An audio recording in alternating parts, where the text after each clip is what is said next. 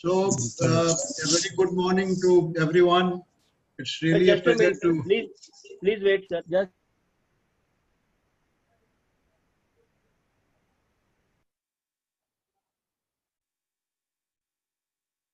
दुबे जी अपने आप को अनम्यूट कर लीजिए. Okay, should I begin now? हाँ, I am able to hear you. I am asking Amresh. Yeah. He also unmuted. Right. You can start, sir. Please. Okay. So good morning, everyone. It's a pleasure to see such a large number of participants joining us today.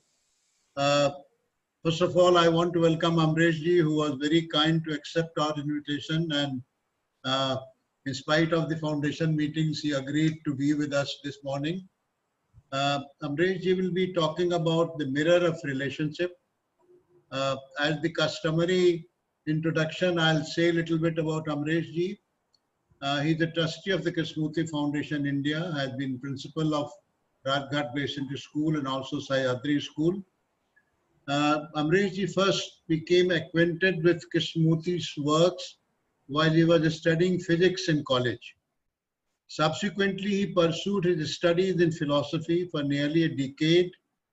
His interest in Krishnamurti grew alongside, and eventually he returned to India from US and joined Rajghat Basin School in 1997, where he became a teacher and also the principal of the school. After a few years, he moved to Sahyadri School as principal, where he continues till today. His main interest lies in exploring the teachings of Krishnamurti in their full significance, and also more specifically in the context of living and learning in a Krishnamurti school. We are very happy to have you, Amresh ji. The format is that you can give your talk for about 50 minutes to an hour, followed by question answer sessions, or if somebody wants to make an observation. So that is the way we have been doing it. With these words, I'll request Amresh ji to please begin your talk. Thank you. Thank you, Dubaji. Am I clearly audible to everybody? Yes. Good morning to everybody. The topic of my talk is the mirror of relationship. I chose this topic because I felt it would enable us to explore some of the real questions about life, relationship, and education. To be specific, we will explore the question of self-inquiry and the question of right education. The connection between right education and self-inquiry is readily seen. Right education is necessary to nurture the learning mind, and it is only the learning mind that can undertake the journey into self-inquiry.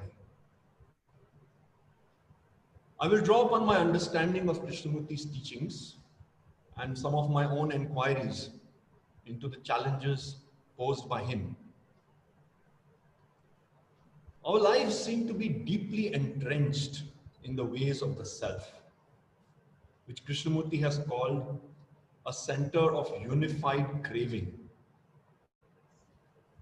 From this center arises dependency, because we depend on the things we crave for, the things we become attached to.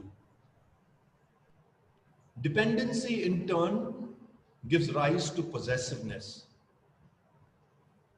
Once possessiveness has taken root, it generates fear of loss, frustration, and conflict. And if fear of loss, frustration, and conflict aren't the predominant factors in one's life, it is perhaps likely that one is living a life of habit and security in one's relationships.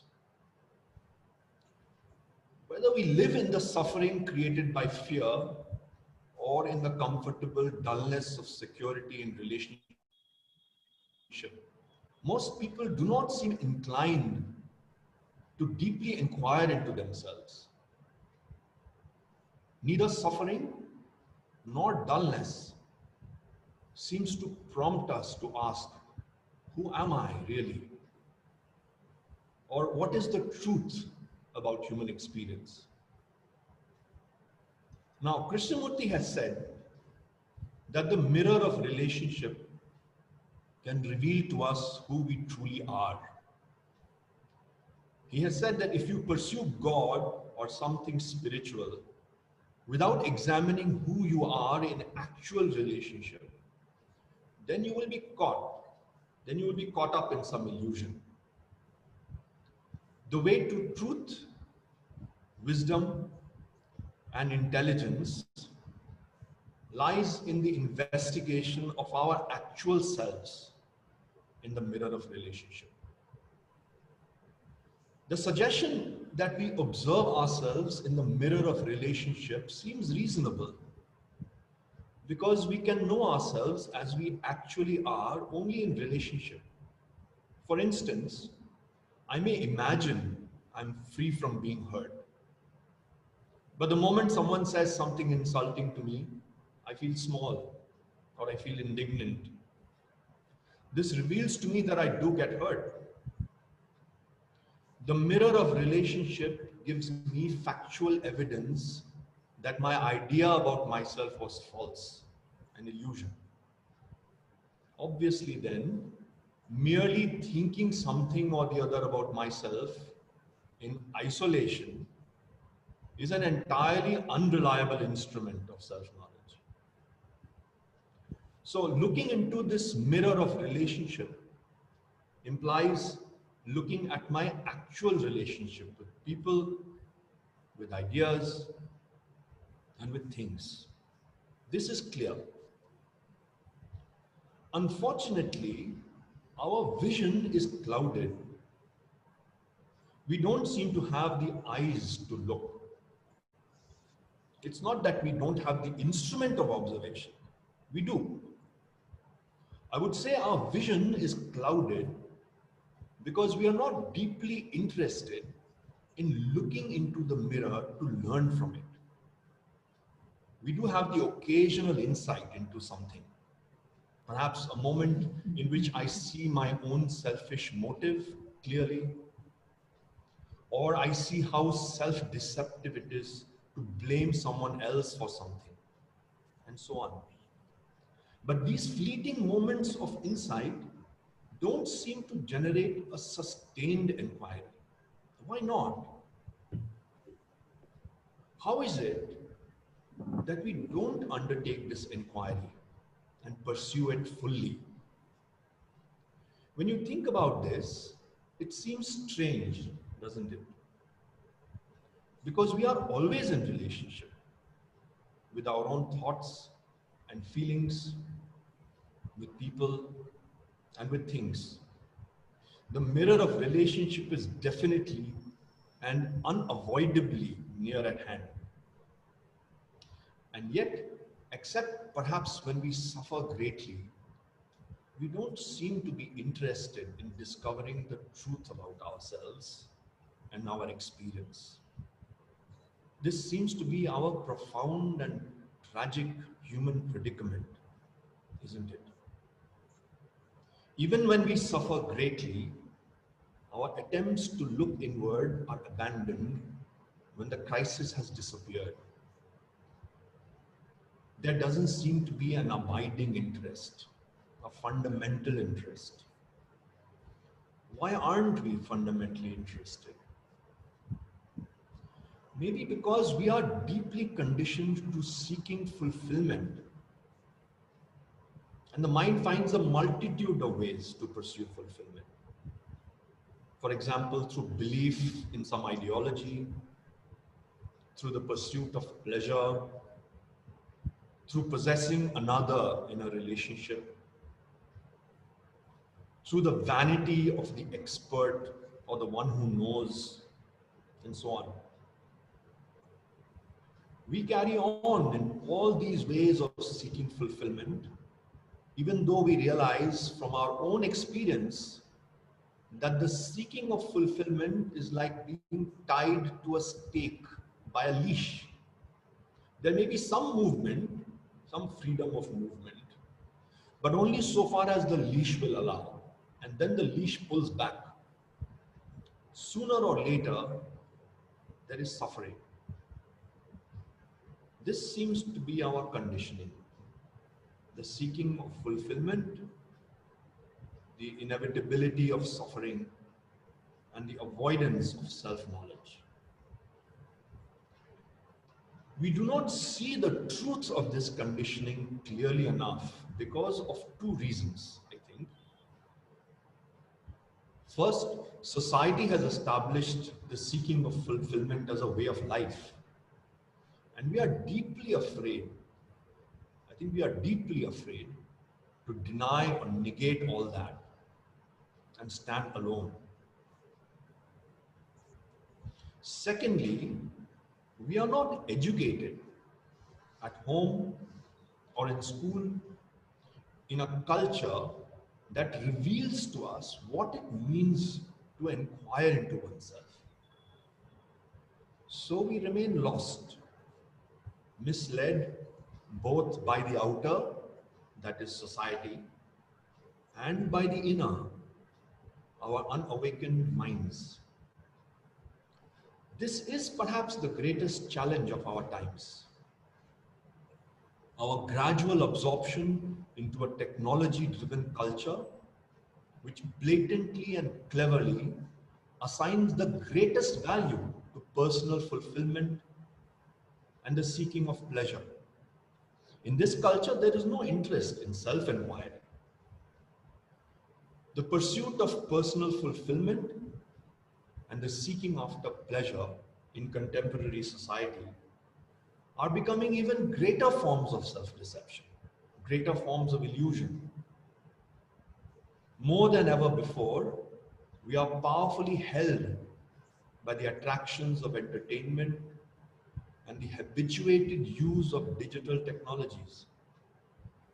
The entertainment industry and the IT companies are working harder than ever to capture the attention of consumers. Their intention is to persuade us and attract us to buy and use their digital products more and more in an ever-increasing cycle of compulsive obsession. Even the academic universities serve this new god. Stanford University, for example, has an IT department called, ironically and amusingly, the Lab of Persuasive Technologies. All this is accelerating a profound erosion of human culture. One wonders if, as human beings, we will be able to avoid this catastrophe that is hurtling towards us. A catastrophe in which the human mind may lose all connection with nature and with other human beings, and eventually lose itself irreversibly into the illusion of complete isolation. Meeting this challenge involves creating an environment where a different culture may prevail. A culture in which the pursuit of pleasure and the predominant societal drives are not encouraged. Indeed, this is the challenge taken up in the Krishnamurti schools. Now, if this is the state of the world, more or less as I have sketched it out, and our individual lives in it, and if we acknowledge the value and importance of self-inquiry, then we can explore its implications through two questions. One, what is right education? What does it mean to create a culture in which young minds may awaken to self-inquiry? And second, what is self-inquiry? What does it mean to look into the mirror of relationship without distortion? The first question about right education takes us into an exploration of the intent of the Krishnamurti schools. The second question about self-inquiry takes us into an exploration of the nature of observation and the place of the observer in it. Let me take up the question of self-inquiry first and return later to the question of right education. We have said that there seems to be no possibility for the human being to delve into self-knowledge so long as he is trapped in seeking self-fulfillment. So first, the ground has to be prepared for the seed of inquiry to take root. This seed of inquiry takes the form of an inward turn, an inward orientation to look at oneself, perhaps with a certain seriousness and a purposeful intent. Now we must ask, how do we look into the mirror of relationship? Let us say we are now attentive, maybe out of some profound and inescapable suffering, or perhaps out of curiosity in order to discover. Can we look at ourselves as we actually are in this mirror? Or is there a distortion which prevents this from happening? If there is a distortion, what is the nature of this distortion? If there is to be an observation of what I truly am, if there is to be an observation of what is, then I must be able to see clearly without twisting the thing that is actually there. What is the nature of this observation of things as they truly are? And what is the observer? Is there something in the nature of my looking that changes or distorts the thing observed? Are our minds conditioned to distort the mirror? These questions lie at the heart of Krishnamurti's teachings. Krishnamurti has spoken of truth, wisdom, and intelligence in the context of self-inquiry. He has spoken of the perception of truth and wisdom arising out of this perception. The operation of this insight in the context of our daily life in relationship, he calls intelligence. To go a little further, we may say that this intelligence expresses itself in the form of observation without the observer. Let us see if we can carefully examine the nature of observation, and in this context, ask what the observer is.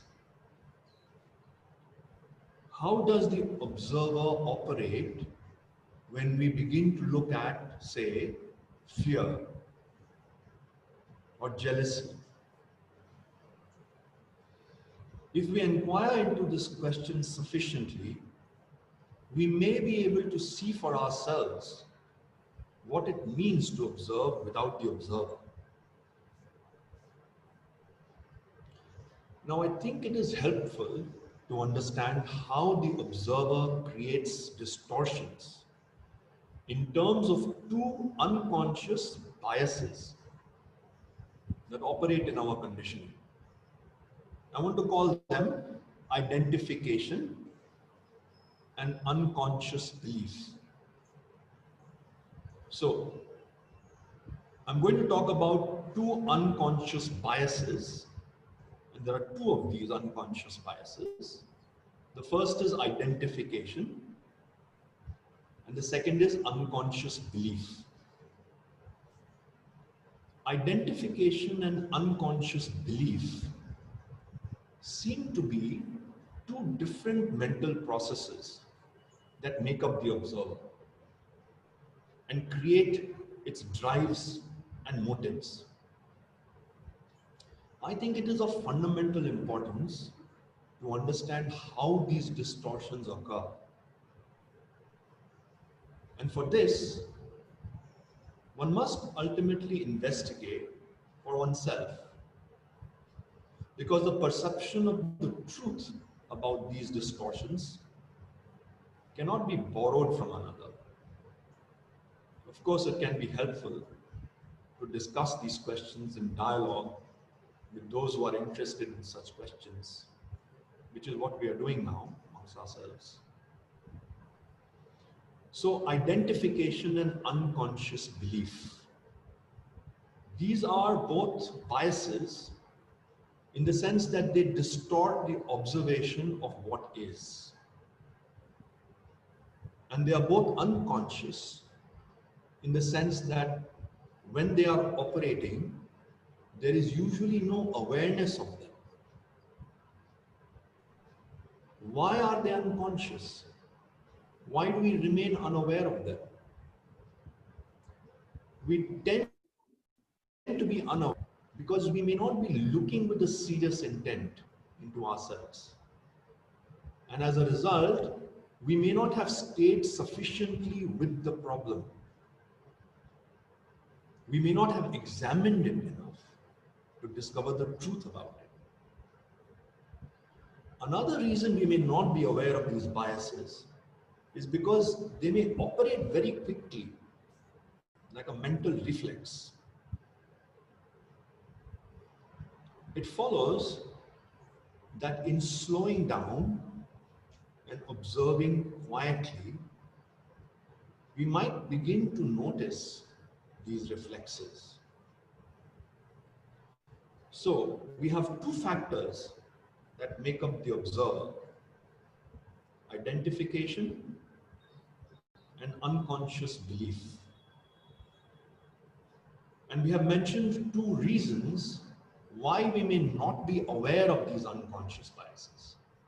One, because we may not have examined them sufficiently and critically enough. And two, because these unconscious biases operate very quickly, making it difficult for us to notice them unless we slow down. Let us now briefly look at these two unconscious biases. First, identification, and then unconscious beliefs. The first aspect of the observer is identification. Identification is like a mental glue that makes the fragments of the mind stick together. Identification may happen with a word, an idea, a thought, or a feeling. For example, we become identified with our name, perhaps at a very early age. We may become identified with some ideology or belief system, like communism or one of the religions. We may become identified with some thought about ourselves, like I'm a talented artist, or with a feeling, I'm hurt.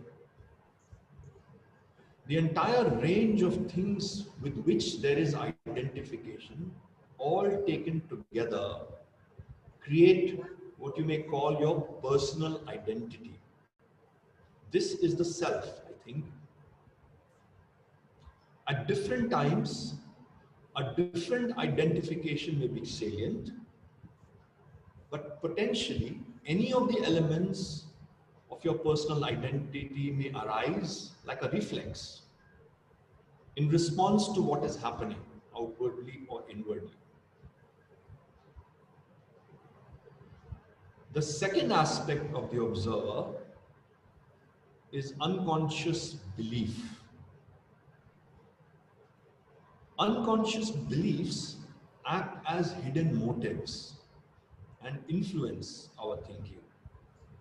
They give a direction to the movement of thought, to the manner of its unfolding. For example, one may have the unconscious belief that a goal is more important than the people one is working with. And therefore, one may begin to use others for the fulfillment of that goal. Another kind of unconscious belief may be reflected as an attitude towards people. For example, one may unconsciously depend on the authority of experts or on the elders in one's family, and so on. In the context of self-inquiry, there are perhaps other subtle forms of unconscious belief that influence how we look at ourselves. Let me mention two of these. The first unconscious belief is the word is the thing. According to this unconscious belief, the word or image is the thing it denotes, the thing it refers to.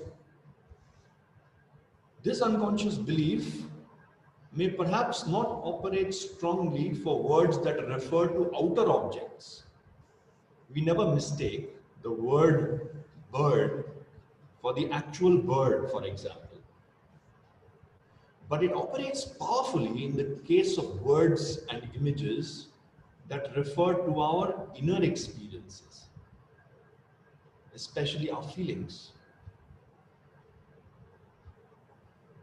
The second unconscious belief is this: the observer is an agent of change. According to this unconscious belief, the thinker or the observer can act upon thoughts and feelings in order to resolve inner suffering and solve psychological problems. This unconscious belief that the observer is an agent of change, of inward change, perhaps poses the greatest challenge in self-inquiry.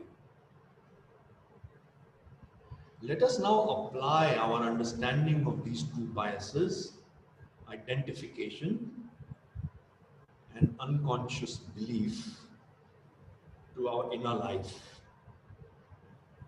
To be concrete, let us take fear. What is the content of fear? And how should we go about observing it? Let us say there is a memory of some hurt, and fear occurs as a very quick response to that memory. What if it happens again? The arising of the memory of hurt, of the past hurt, and the fear as a response may happen very close together. So while the identification with the past hurt and the imagined future hurt is strong, and we are experiencing the fear, it may not be evident that there are two different mental events. First, the memory of the hurt, and then the feeling of fear in anticipation of the future imagined hurt. Now, let us consider the situation where this identification may be fairly strong, but there is also the intention to observe. Then, even though there is the inner conflict created by fear, it is on this actual ground of suffering that one may truly examine whether the mind is harboring any unconscious beliefs in the form of the observer. Considering the nature of the observer while the fear is active is essential, because only when Only then is one actually looking into the mirror of relationship. Outside the experience of fear, one is perhaps merely playing with memories and ideas about fear, devoid of any reality and devoid of the possibility of insight into the nature of the observer. So, coming back to our examination of fear, first there was the memory of the past hurt, and now there is fear and the intention to inquire. In this investigation into the nature of the observer, it is first necessary to consider that the word is not the thing. To see that whatever name or image arises as fear of the future imagined hurt, it may be just that, only a name or an image. Because the future hurt is imagined hurt, it is not a real hurt. To be lulled into treating the word as the thing may be the brain's. It is a mechanism of avoidance to prevent self-knowledge. One of the distortions in the mirror. Secondly, there may be some thinking about the fear in different ways to rationalize it or escape from it. But it is essential to ask if the thinker isn't, after all, created as the effect of the previous thought. In this case, the memory of the past hurt. And now the thinker pretends to act as if it has the agency to solve the problem of fear. It was an effect of the memory of hurt. The memory of the hurt came first. The memory of the past hurt.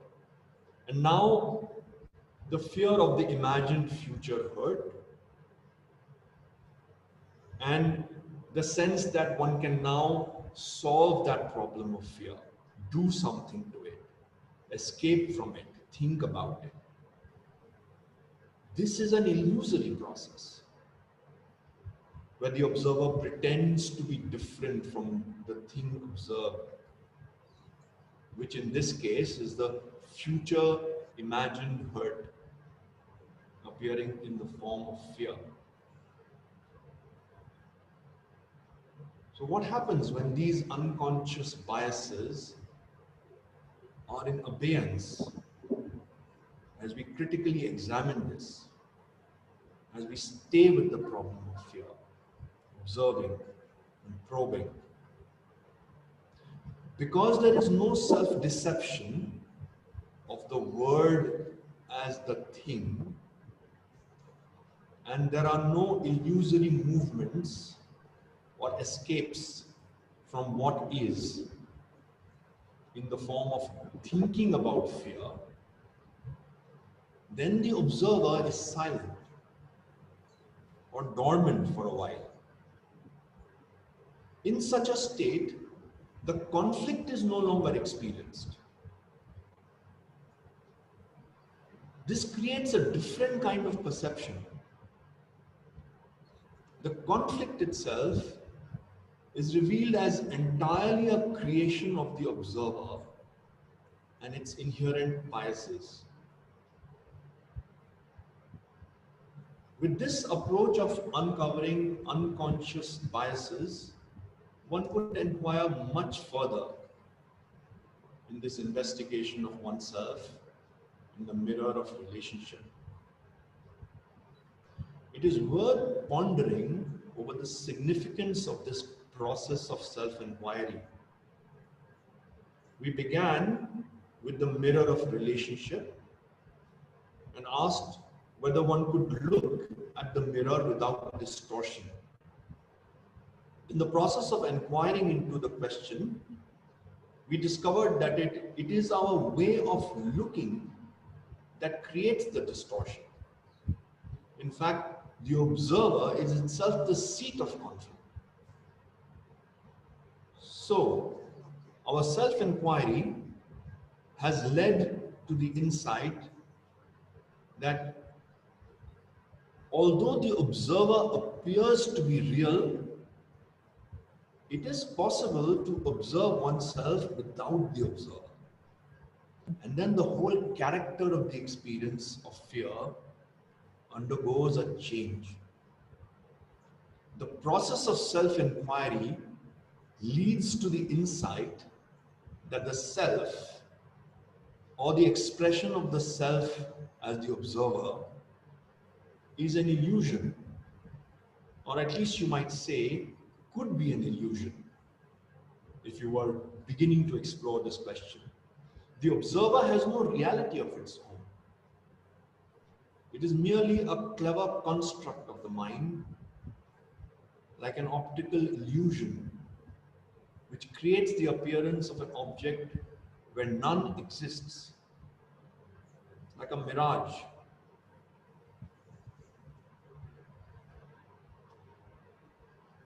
Let me pause for a few seconds before turning to the question of right education.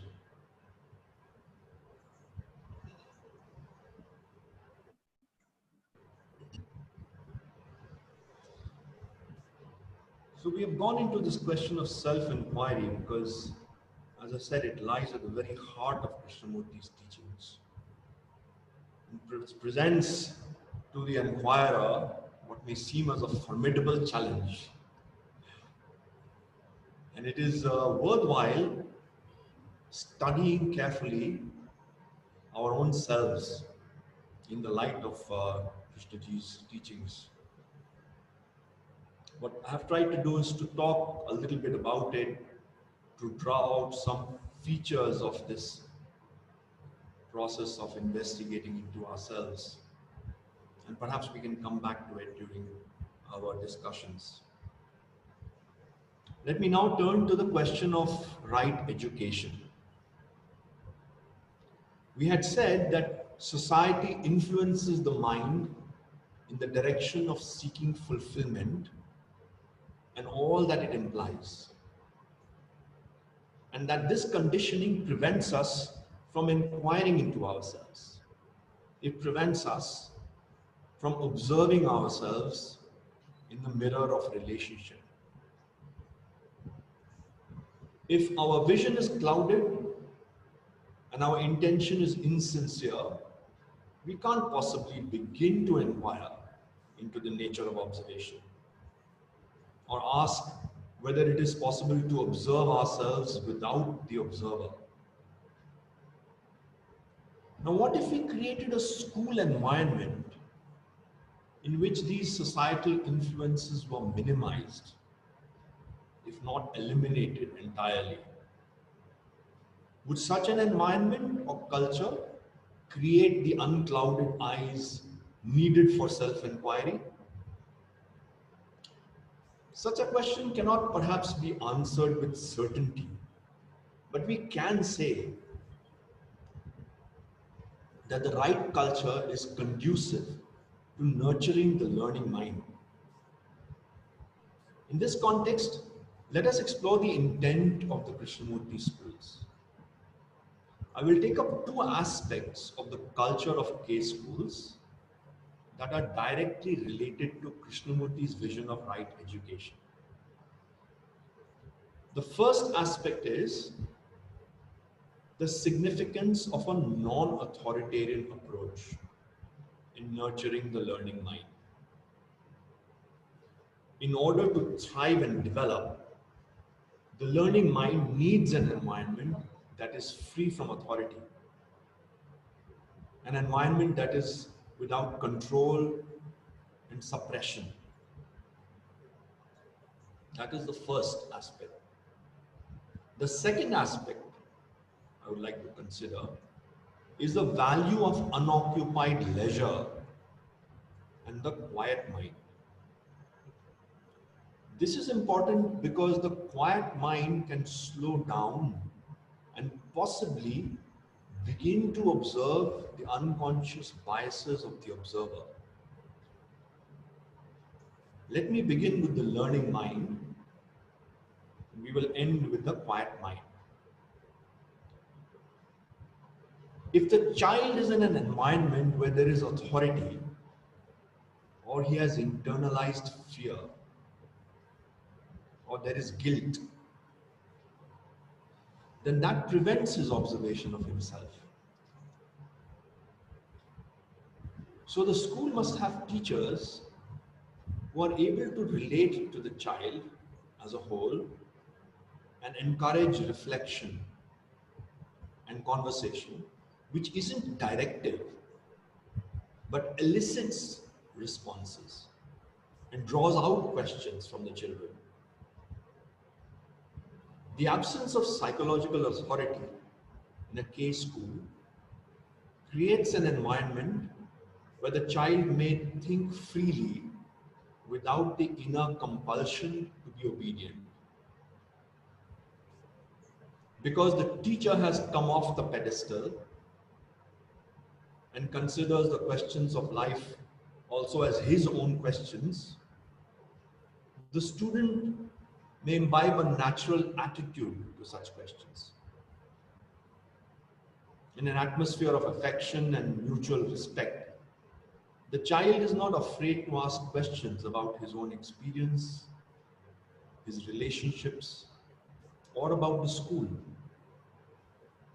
Naturally, there is a place for school rules and expectations of appropriate conduct, but the primary factor remains the direct and human relationship between the student and the teacher.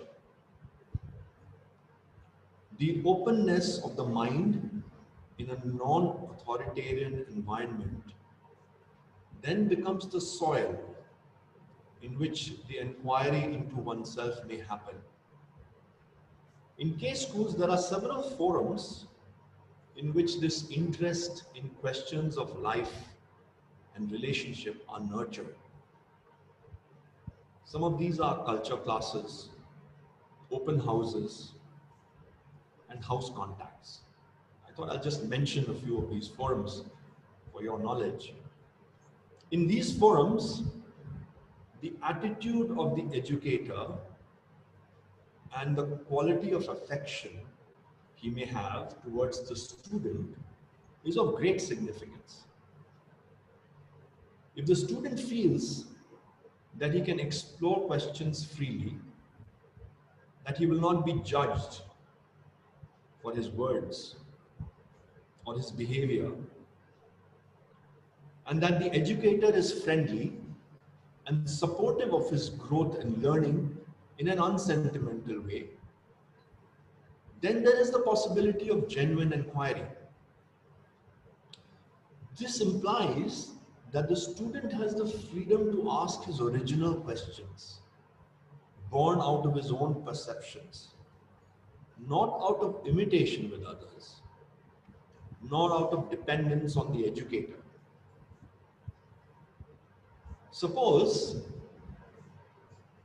to take an example, a student finds himself in a spot of trouble or is going through some difficult experience. In a non-authoritarian and non-directive environment, his thinking may be something like this. This is just an imaginary story of what a student in such a school might think. I quote, "There is this problem that I have, but I can talk about it in school. Because in this climate, there doesn't seem to be an anxiety in the adults about what it is that I'm experiencing,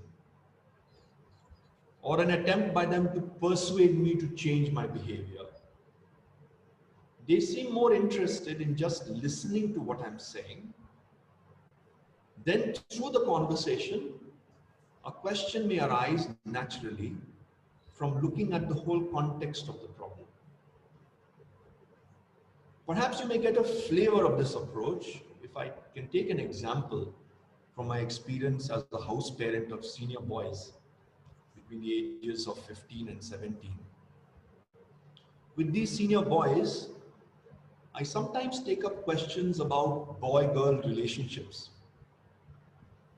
and about sexuality. After some time into the conversation, when it is clear to students that this is an adult who won't quickly judge them or become critical, then there is a natural human response in them to their own experience, born out of a natural inquisitiveness and a desire to understand things as they truly are. This response can gradually develop into a sensitive inquiry, a process of careful reflection. I think this is of value, not just in a school, but in a family as well. The students may not have a profound question initially, some deep or fundamental question, but it will come presently if we let them come to it.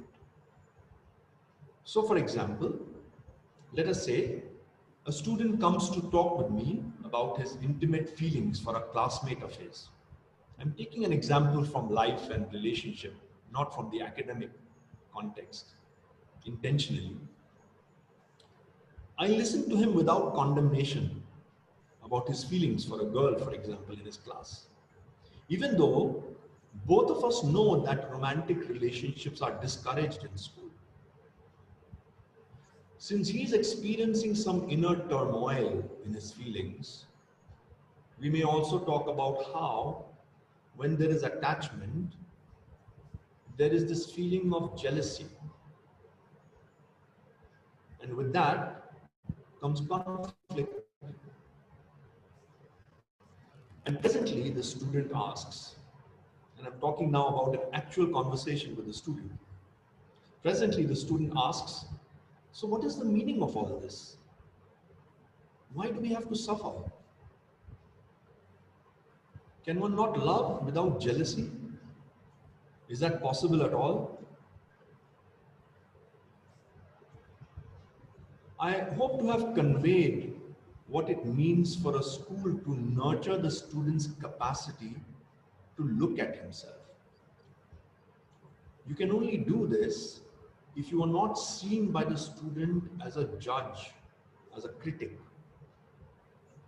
Otherwise, there would be no real relationship and no openness to look delicately and sensitively without any judgment at what is. For the educator, the art of such a conversation with students requires that he grows in his patience and in his resilience to walk along with the student in this ongoing exploration. So that when the time is right, the right question is asked by the student.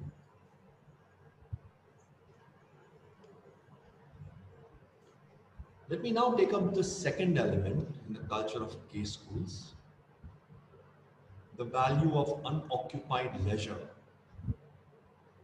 and the quiet mind.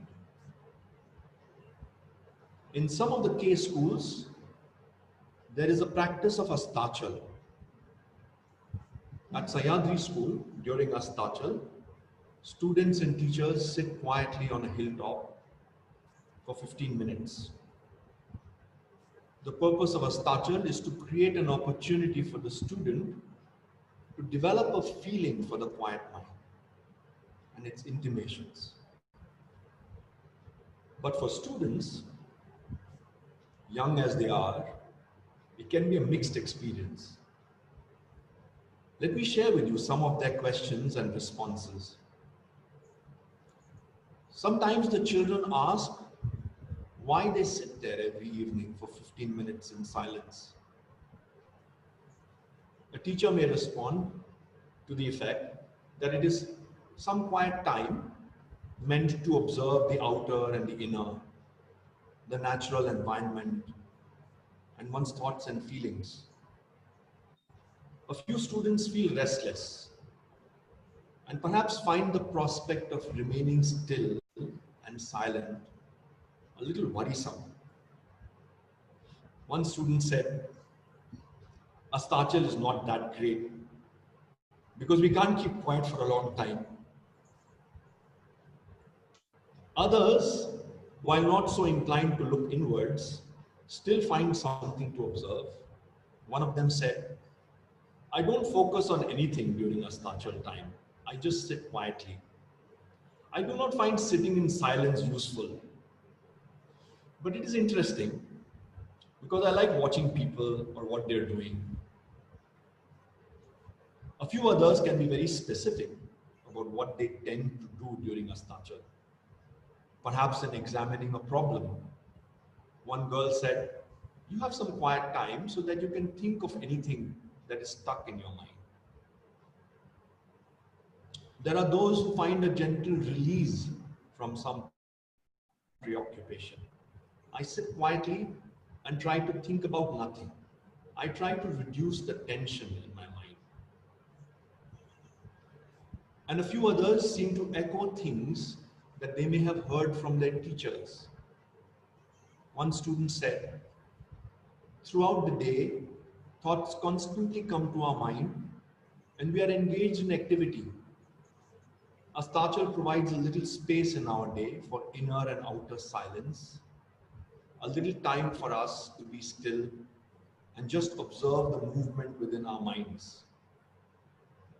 Were these students repeating what they had heard from their teachers? Or were they touched by some fleeting intimation, an inward turn through which they could just observe, even if for a moment? It is hard to tell. Krishnamurti's voice appears to reach us as if from a strange wilderness. It seems to ask us to look differently at what exists, both outwardly and inwardly. But this different way of looking, he reminds us, cannot come through control and cultivation. That is why it is so important sometimes to leave oneself fallow, to remain unoccupied. Let me quote from Commentaries on Living. This is from Series 2, Chapter 46. Is silence to be cultivated, carefully nurtured and strengthened? And who is the cultivator? Is he different from the totality of your being?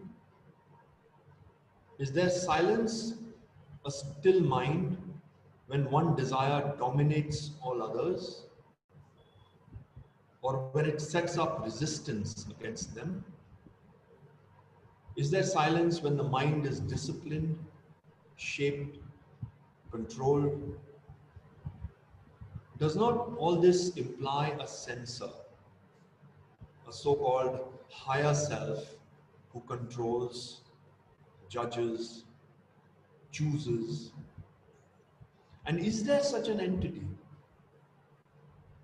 If there is he not the product of thought? Thought dividing itself as the high and the low, the permanent and the impermanent, is still the outcome of the past, of tradition, of time. In this division lies its own security. Thought or desire now seeks safety in silence, and so it asks for a method or a system which offers what it wants. In place of worldly things, it now craves the pleasure of silence. So it breeds conflict between what is and what should be. There is no silence where there is conflict, repression, resistance. Close quote. During Astachal in Sayadri, Students and teachers often notice a bird in the sky. I'd like to share this with you. This is the black-shouldered kite. It is a frequent visitor along the slopes of the hill. Often hovering stock still, it remains stationary in the air in spite of a breeze, effortlessly navigating the breeze. How can the bird manage to stay completely still against the unpredictable breeze? Does it somehow know how the breeze is going to flow in the next second? Which must not be possible. Or is it so quick to respond with its natural intelligence that it is one with the breeze without conflict?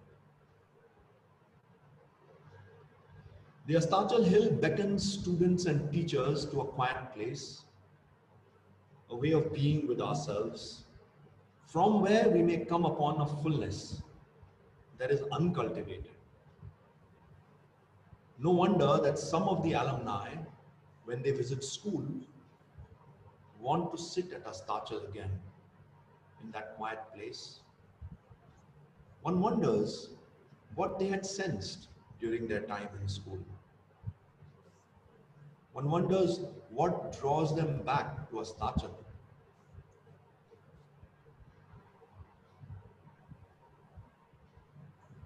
I'll stop here. Thank you, Amresh ji. It was really very nice. Very nice. I don't know, my voice is okay. If anybody has any question,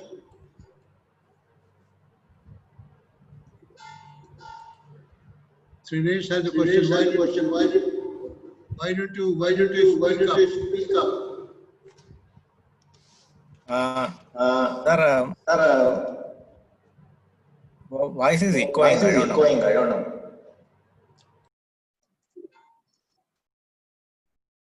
Except for the speaker, if everybody else can mute their audios, it might help. I will also mute mine until you finish. Hello, am I audible? Yes. Yeah, thank you. Sir, you talked about the importance of relationship and self-inquiry towards understanding the nature of one's self. And the nature of self is such that always it tries to say that it is right always. It doesn't accept anything wrong on its side. Even if a person of high caliber or someone points out a mistake. So my question is, if someone, either a relative or friend, someone whom I respect, when he points out a mistake in me, and I don't know whether it is right or wrong, I cannot simply accept or reject it. So how should I take it towards the inquiry in order to find out the truth in that? That is my question. Thank you. Shall I just respond to? Yeah, please go ahead. Yes. Shall I go ahead? Yeah. So I think this is a good question. This is a very real question that is, I think it applies to all of us. I did not catch the name of the questioner. Could I just have the name so I can address it? Trineshwar. Trinesh. Can I call you Trinesh? Yes, thank you. Yes. So Mr. Trinesh, I think that this is a very relevant question and it applies to all of us, no matter what age we are at. It applies in the school, in the family, sometimes even amongst very close relationships. And I think if I am interested in having the right relationship with the question itself, the issue being discussed, and also with the person or persons involved, then I have to, as you were saying, I have to look at my own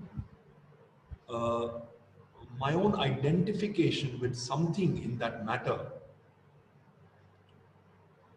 If I find that I'm stuck to a certain opinion,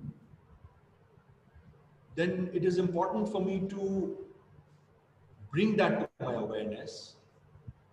I may not share it with another person, but it is relevant for me to notice that maybe there is a certain vanity in myself. Maybe I am attached to some view of myself. Or maybe there is a self-image that I have that I have not examined yet. And so maybe I'm suggesting that there are two aspects to this. One is the particular thing that is happening. Somebody has given me some advice and I see in myself a resistance to the advice. Because there is a real life situation and some things have to be done in collaboration with the other person, I have to do the best that I can under the circumstances. It's a practical reality, right? But along with that, if one can strive to engage with this other question, to ask myself, what is it that I'm invested in and why?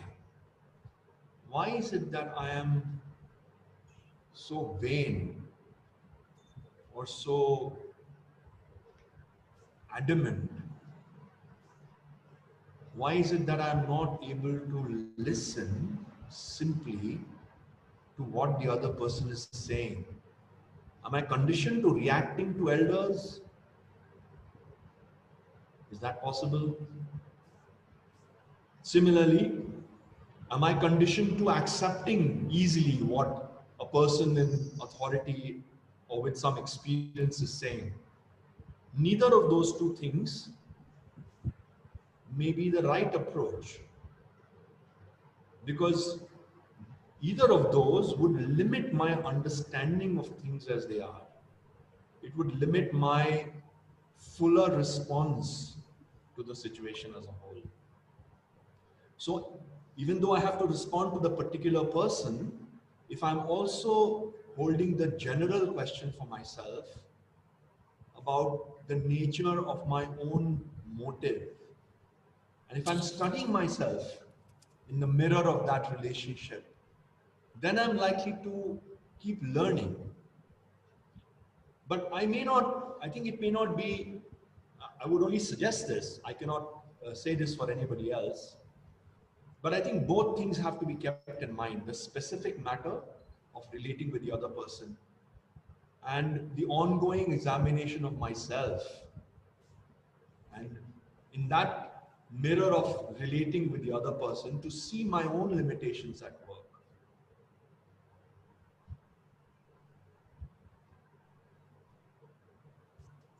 Thank you, Amresh. I have three more questions.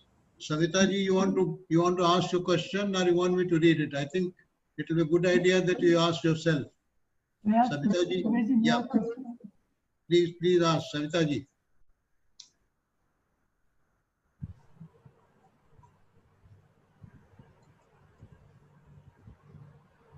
I don't see her.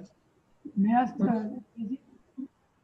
Sir, I'll come back to you. There are two more questions. Let me, Dr. Manjari Shukla, she is from Vasanta College.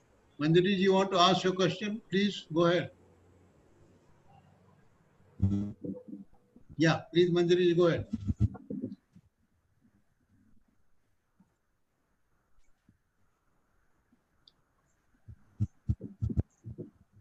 Ask your question.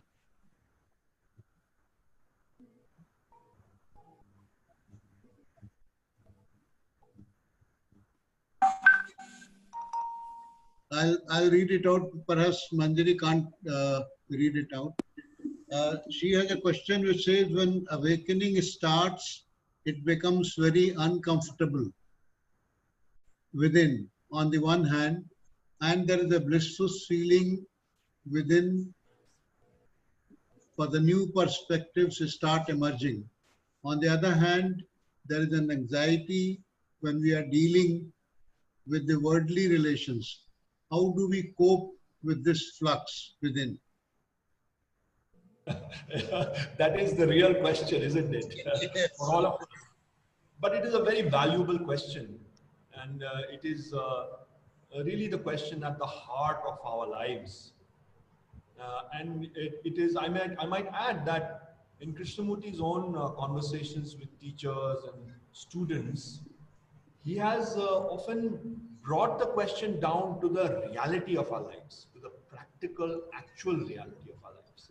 He has not assumed that somehow people all around are experts in this business, that they may ask questions and suddenly transport themselves into some blissful state.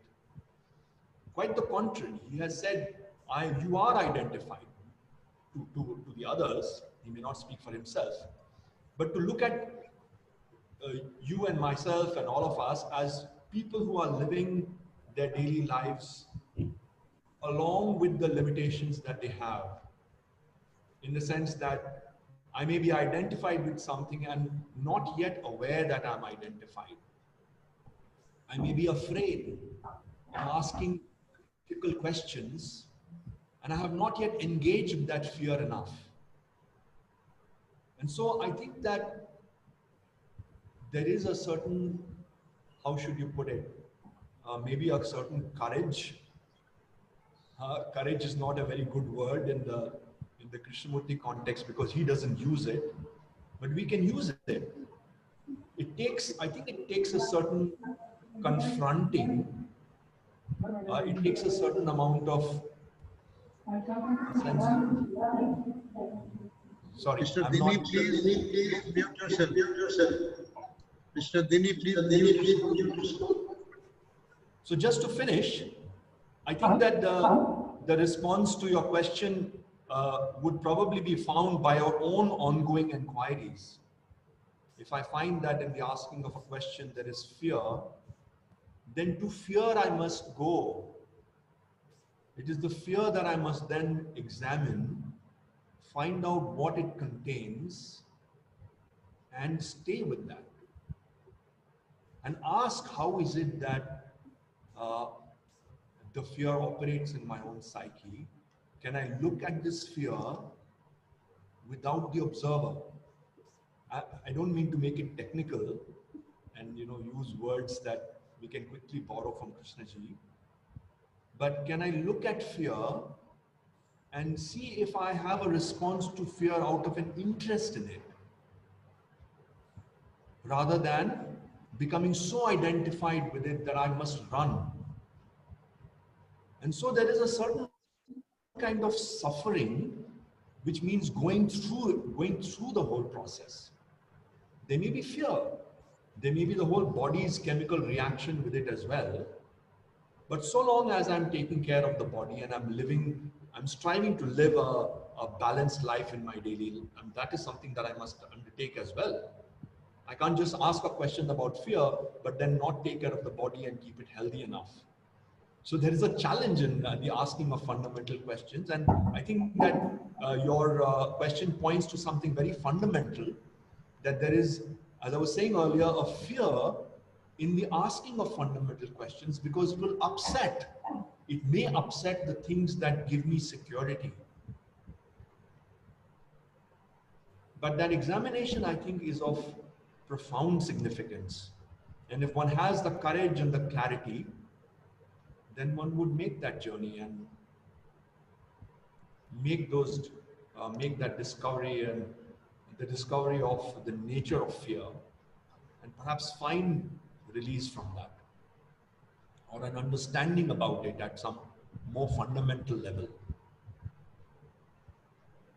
Thank you, Amresh. There is a question from Mr. Rama Rao from Hyderabad. He says, can you throw some light on, within inverted commas, look differently? What you want to convey with these words?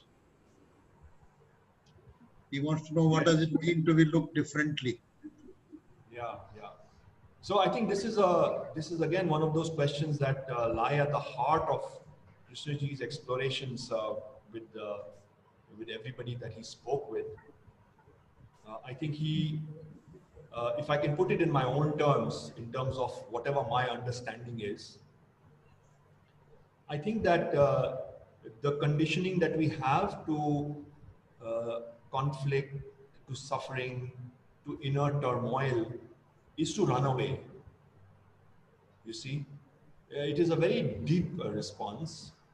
It seems unnatural, almost life denying, to say that when there is suffering, you please stay with it. It is almost a ridiculous thing to say. What do you mean stay with it? Stay with it and do what? But I think that is where the whole question lies. What is my relationship with suffering? Is really the question that Krishnaji is posing to us as a challenge. If I suffer, and there is even for a fraction of a second a question, why is there suffering? But before I ask the question and let the question grow in myself, I may run away because it is too unbearable. I switch on the television or go after one or the other escape. But to stay on the ground of suffering, you take whatever it is. It could be fear, it could be jealousy, it could be envy, even pride, hurt. Any one of those can be the subject matter of this inquiry, which is raised by a question, what it means to look differently. To look differently, I must first understand how it is that I'm looking usually, right? And the interesting paradox, if you like, in Krishnaji's work is that when you look at what you are actually doing, if you are able to stay with that with an interest, with the interest to inquire into it, that is the way forward to looking differently. It is not that you have to go somewhere else. In fact, what we are tending to do is to go somewhere else. Now, my response is bound to be limited because we don't have the time to explore this. But this question is worth exploring for a considerable amount of time to carefully go into what is involved in, as I put it in my talk, the observer interfering in the act of observation. To observe things as they are is this different way of looking. But we are not able to normally, usually, we are not able to observe things as they are. We change it. We don't change it by decision. We change it in these automatic ways that I was describing as unconscious biases. Very quickly, the mind attaches itself to some image, some future time when I will not suffer. I'm suffering now, and there's the distress of it. And I imagine a future day, a future time, and that gives me some relief from the experience of suffering. But in that act of identification, when the observer is operating, there is no inquiry. When the observer comes into being, you're no longer looking, you're no longer observing the fear as it is. So it is a difficult proposition that Krishnaji is inviting us to. He's saying, look at the suffering and find out if you can come to it with interest. What is the nature of suffering? And you can't find out the nature of suffering unless you look at it. You have to look at the real thing. So you have to undergo suffering. That is not very well put. I don't mean that you have to undergo suffering, but you must meet it. And for that, I have to journey into myself and ask myself, what is taking place within myself? What are the ways in which I tend to respond to distress or suffering? And notice the ways in which I escape. Then I might come upon a genuine interest in fear or jealousy or pride. And then something very different can happen. But I have to stay there. if I move away quickly, if I'm habituated, as I was saying, to some form of recognizable escape, respectable escape, and society is constantly giving sanction to that. My own mind has given sanction to it. Then I have to first negate all those different ways in which I run away. I escape from what is. And as I learn about it, I slowly am more capable of looking at the thing as it is, and then I would come upon what it means to look differently. Thank you, Amresh. There is a question from Dr. Rachna Pandey. Rachna, why don't you speak up yourself? Rachna Pandey. Yes, sir. Yeah, Thank you so please go much, ahead. sir.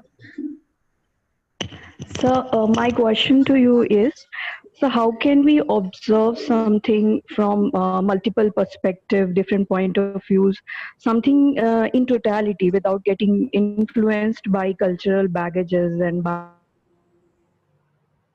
biases and the conditioning that we carry, and we are conditioned to do certain things in certain ways. So because they limit knowledge that comes through observation time and again. And related to this, another query that I'm having is, what should one call the entity which is not self, unassuming self, and other than the observer thinker's self? Since the moment one calls other the other, separation comes and identification becomes very difficult. If I'm able to articulate my queries, sir. Over to you. As I've understood you, you seem to have asked two questions. The first is how to have multiple perspectives on a particular problem. Yes, sir. And second one is about what does one call this other kind of observation which does not involve an observer. Uh, perhaps what is it that we should call it, or what is its nature? That seems to be your second question. Would I be right? Yes, sir. Okay. So I think that multiple perspectives are a part of education. It's quite important, I think. It happens in the academic setting, in the school setting. It happens quite a lot more in the humanities, if you like, where students are often encouraged to look at complex human and social phenomena from different points of view, and that is encouraged. It is also there in the sciences and mathematics, but because the systems are more ordered, it may not be very apparent. But let us not go too much into that question in the context of academic work. I think that in the context which we are talking about, the mirror of relationship itself, the different perspectives may well be available to us. They are indeed the perspectives that our conditioned responses create. We may, for example, you can consider this problem of hurt again.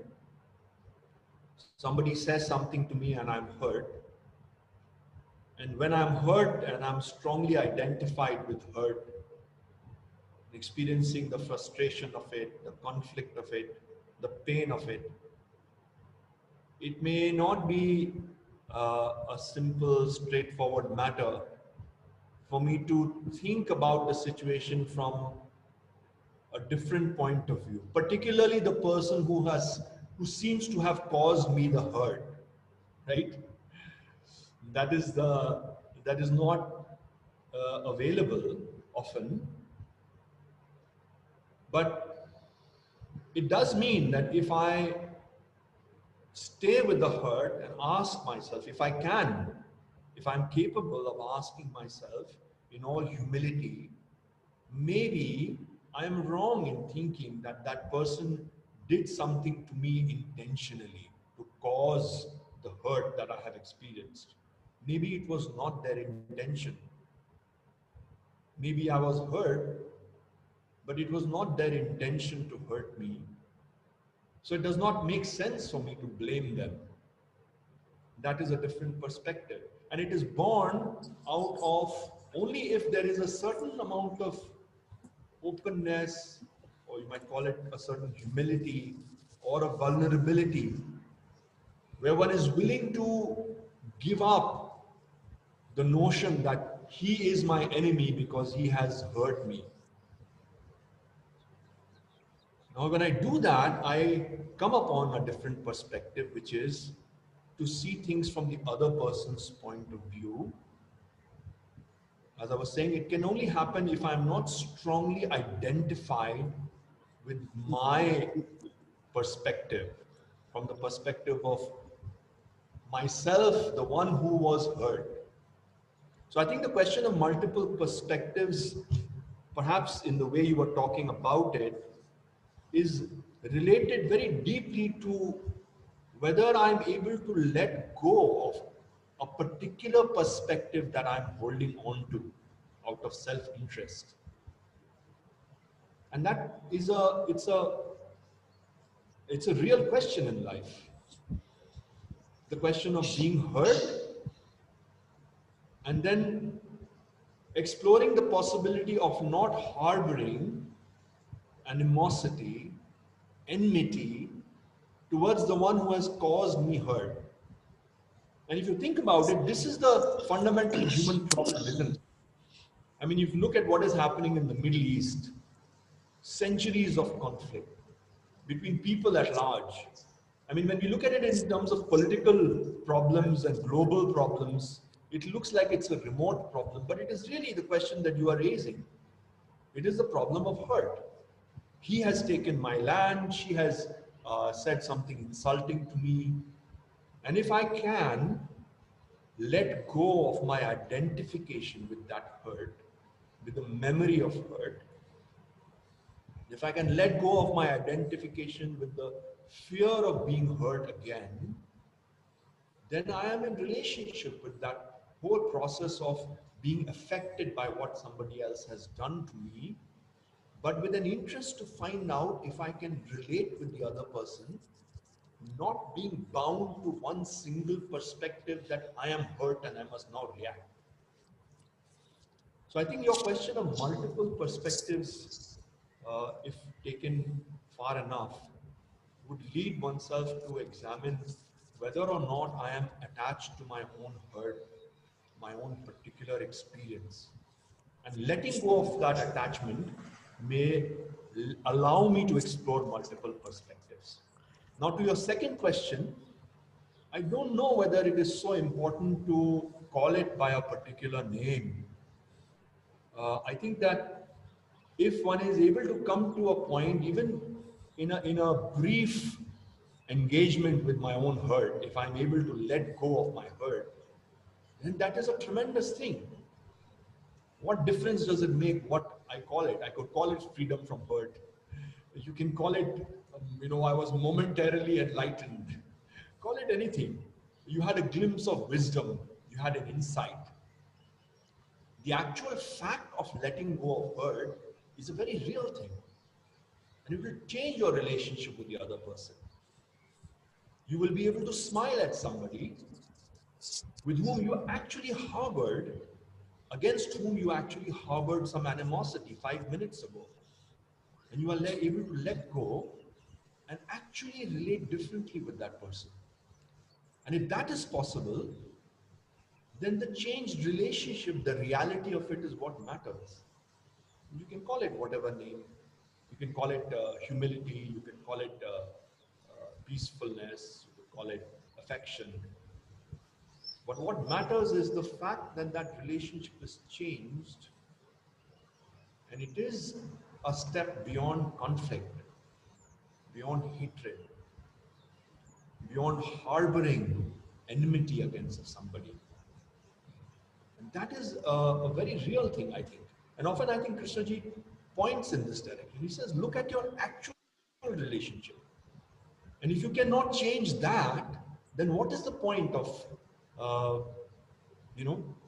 what is the point of religion, spirituality. Let me stop here.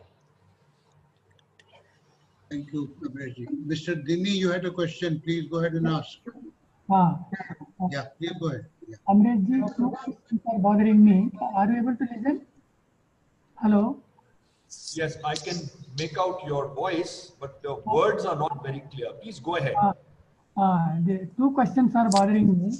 One is whether K schools sharing with the children and this not belong to rotten society and not get influenced by it. One thing. Second, they have to maintain this flame of discontent. Not only as per K, they had failed to the fire. This should be maintained throughout their life. Unless these are maintained, they cannot sustain inquiry.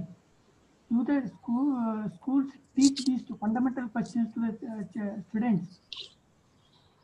Otherwise, they can't sustain inquiry. Yes, I think that is a big question for Krishnamurti schools, and indeed any serious educator, any educator who has a deep feeling for young people, who has a deep feeling for the journey of life, or who has a deep feeling for nurturing the minds and the hearts of young people so that they may flourish in their lives and come upon a certain,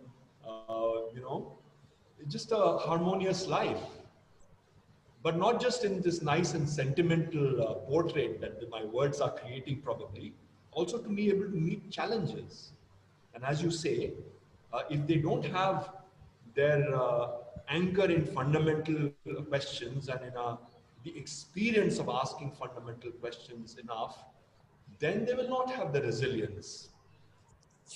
Then when they are faced with a crisis, there will be an escape into alcohol and drugs and sex, all of that. And the world is just waiting.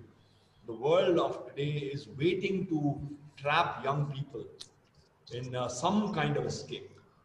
And young children are more and more, getting influenced by those things. In a recent culture class, one young student who's just 13 years of age asked, what is wrong if you are bored? What is wrong with taking drugs? I'm not judging her, and in fact, I didn't judge her. I said, let us take up this question. I think it's a very important question. I don't want to get scared just because a girl is talking about drugs. I want to talk about boredom with them, and I want to be able to ask them. I'm still responding to Mr. Dini's question. Please bear with me. I want to be able to ask the child or the class a question about what is it that you do when you experience boredom?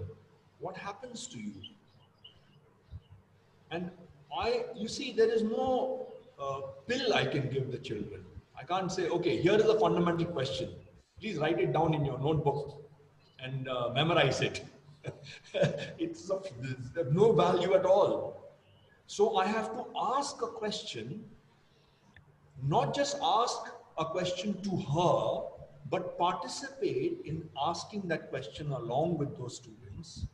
So we may look at the phenomenon of boredom and really ask ourselves, what is our connection to that experience? What is it that you, students, and what is it that I, as an older person, think about drugs? What does it do to human life? And you see, any quick response to tell them or show them that this is not right, this is wrong, this is terrible what you are asking about drugs. How dare you ask this question in a class, right? Is of very little value because there is no exploration, no genuine question has been raised. So I want to be able to come work with the students so that they themselves and we together arrive at a question about what does it mean to live in a way that is striving to understand what life is. And what does it mean to quickly take something that is available around myself? There is the smartphone, there are drugs, I have to stay with the questions with the students enough so that somewhere along the way, they may have a connection between their own deeper urges as a human being who's looking for order, who's looking for a deeper understanding of boredom, who's looking for a deeper connection with the nature of things. That part of them has to be awakened. Then that is what they have found. It is not about drugs. I can very easily talk about drugs. In fact, I told them, I said, well, the drugs, the problem is they will probably destroy your brain cells. Alcohol does it too. Tobacco will probably ruin your lungs. There are drugs that are known to destroy brain cells. And a very quick solution can be given. I can tell myself, I have told them that these are the dangers about drugs. But that does not mean that the child has got a deeper insight, so she will never touch drugs again. I have to ask questions of a kind and stay in that investigation with students so that they may come to an understanding from which they will say, I don't want to hurt another person. I don't want to run away from fear. If I'm not able to undertake that journey, then as you say, I may not have done enough work as an educator to sow the seeds of fundamental questions in the soil of their minds, so that becomes the anchor in their lives. And this is a big challenge in the Krishnamurti schools. There are challenges at every corner, in every direction, even as we strive to plant the seeds of these questions in the soil of the students' minds. But it is, I would say, great work. It is not about doing that work and patting yourself on the back and saying you are successful. In fact, most of the time, there is no question of success or failure. The only thing that is relevant is the connection you feel with students as you strive to ask fundamental questions. And this is the work of patience. It is a work of affection. It is not the work of saying, well, I have asked you this question, now tomorrow are you going to behave properly? Right? It is ongoing work. Thank you, Amresh. I think, Sushilji, we can take one more question, last question. From Dr. Atul. Last one. Yeah, Dr. Atul Bhatnagar. Last question. Okay. Dr. Atul Bhatnagar, the last question. Thank you. Then I have to request one request to sir. So please allow me after this. Okay. Thank you. Dr. Bhatnagar, please. Yes. My question is a takeoff from a previous question on multiple perspectives, exposing children to multiple perspectives. So what is your feeling or take on exposing children to the needs of differently abled or children with special needs? And another question that is related to this is that can our children be exposed with non-verbal language like braille and sign language?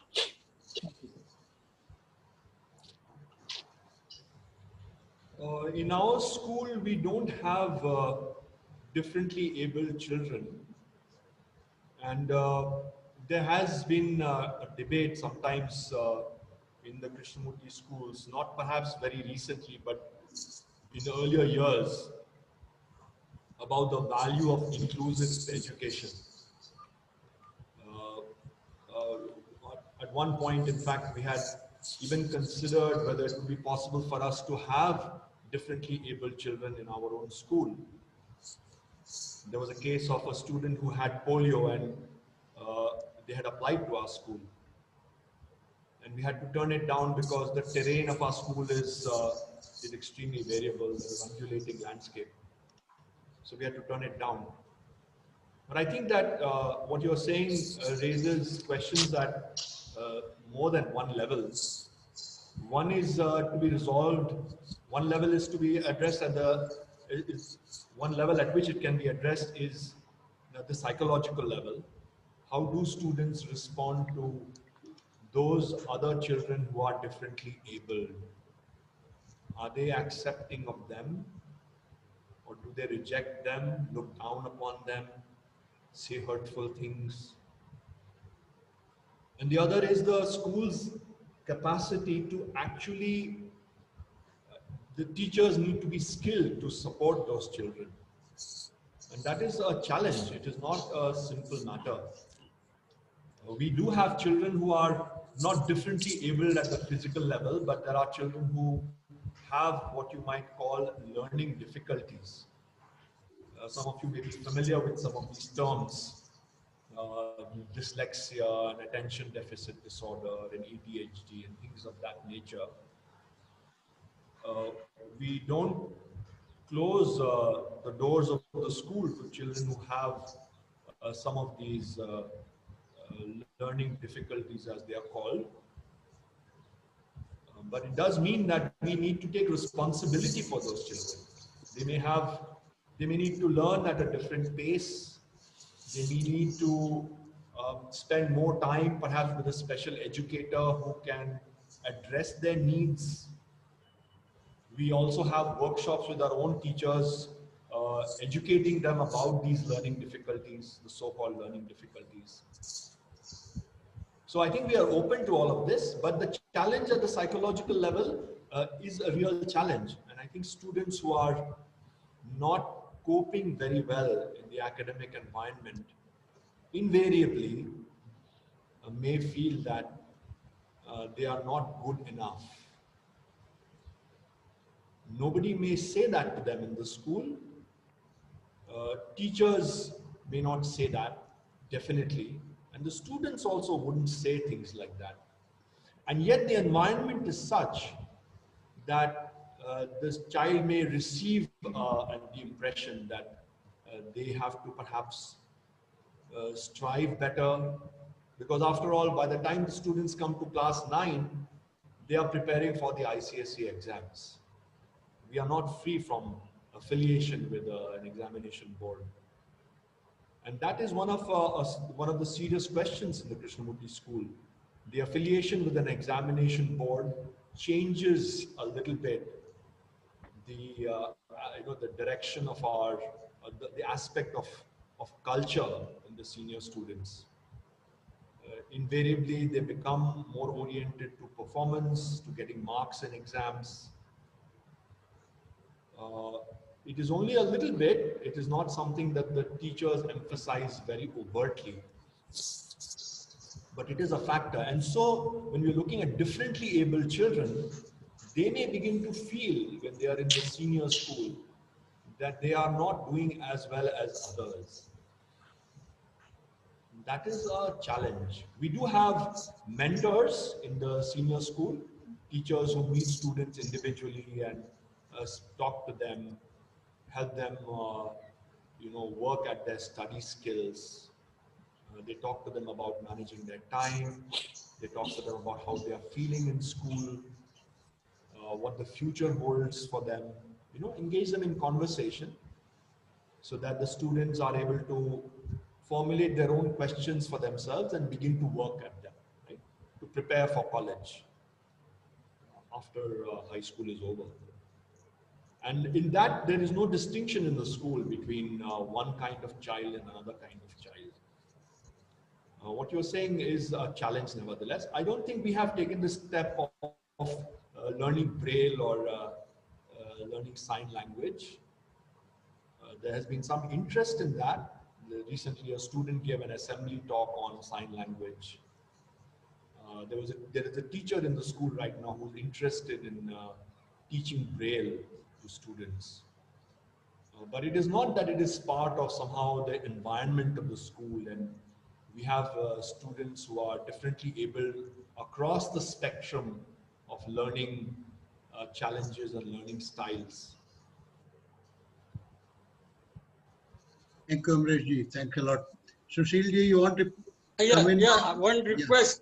Yeah. One question to Atul. He has not yet decided the subject of dialogue with Chaitanya and Sharma ji. So this question is with Atul Bhatnagar and challenge with Sir Ji. Amresh sir to convey Madam for dialogue. Dialogue or speech whatsoever she wanted to give, and we have enough time. In November she can come. She can come with sir, or she can have dialogue with anybody she likes. So that is the challenge. With this challenge, I leave Amresh sir. So you will have to you will have to communicate with her, Sushil ji. You will have to. Yeah. Thank you very much, and Thank I you, am very Amresh ji. Thank you once grateful to again. you to accepting this and doing all this great job here. Dubey sir, you will be not there next week. Yeah, I think 20th we have a meeting of the education committee. Yeah. If meeting is not, please come. Yeah, because we have to manage it. The dialogue between Chaitanya Bhatnagar, Chaitanya Nagar, Atul Bhatnagar, and Mr. Sharma. Subject they have not yet given. Okay, so we'll see you on 27th. Yeah. So Yeah. please convey thanks from my end and your end to everybody, and my thanks Thank to you. you first. Thank you, Amresh ji. Thanks a lot for talking to us. Yeah, thanks a lot. Thank you. Bye bye.